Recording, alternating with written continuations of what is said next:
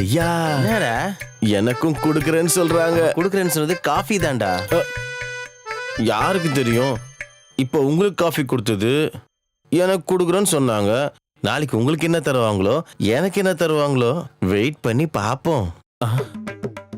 பார்த்தது போந்தா சுண்டக்கா பையில. முதல்ல போய் குப்பையை கூட்டுறா குப்பை பையில.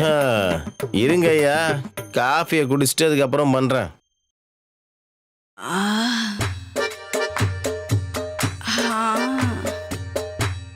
அப்பப்பா பாடு லாலிபப்.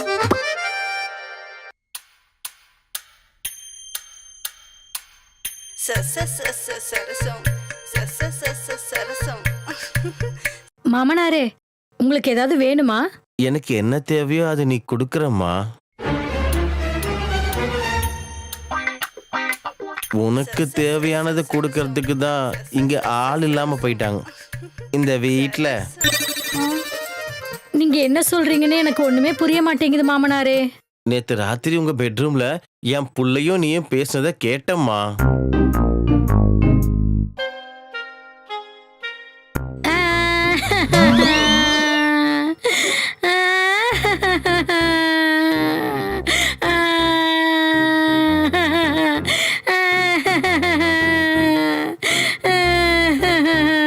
இப்ப என்னாச்சு? எதுக்காக அழுதுட்டு இருக்க?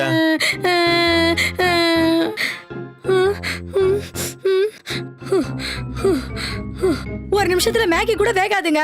ஆனா ஒரே நிமிஷத்துல உங்க தம்பி மட்டும் டயர்ட் ஆகி தூங்கிடுறான்.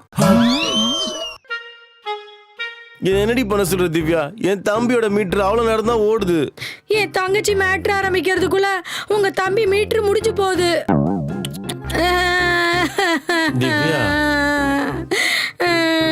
எவ்வளவு நேரம் விளையாடுதோ விளையாடட்டும், கொஞ்ச நேரம் சந்தோஷப்பட. அப்படியே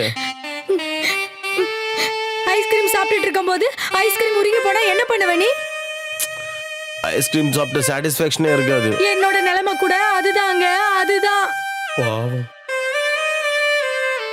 எனக்கு புரியுது திவ்யா உன் டிப்ரெஷன். என்ன பண்ண சொல்ற? இந்த ஜென்மத்துல உன் தங்கச்சி கொடுத்து வச்சது இவ்வளவுதான் திவ்யா. உன்னோட தம்பி ஒரே நிமிஷத்துல தொங்கிடுறான், அதோட நீயும் படுத்து தூங்கிடுற. என் தங்கச்சி சந்தோஷப்படுத்துறதுக்காக நான் படுற கஷ்டம் என்னோட எதிரிக்கு கூட வரக்கூடாது. நான் எல்லாம் கொண்டு வரேன், எல்லாத்தையும் வாங்கி தரேன்.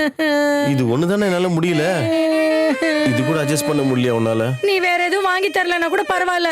இந்த சந்தோஷத்தை தவிர வேற எந்த சந்தோஷமும் இந்த உலகத்துல பெருசு இல்ல, புரிஞ்சுக்கோங்க. இருக்க முடியலனா ஊருக்கு போய் தொலை. இங்க உட்காந்து என் உயிரை வாங்காத. நான் போய் படுக்கிறேன். Good night.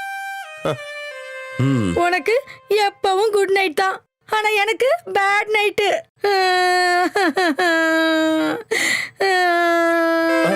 ஐயோ,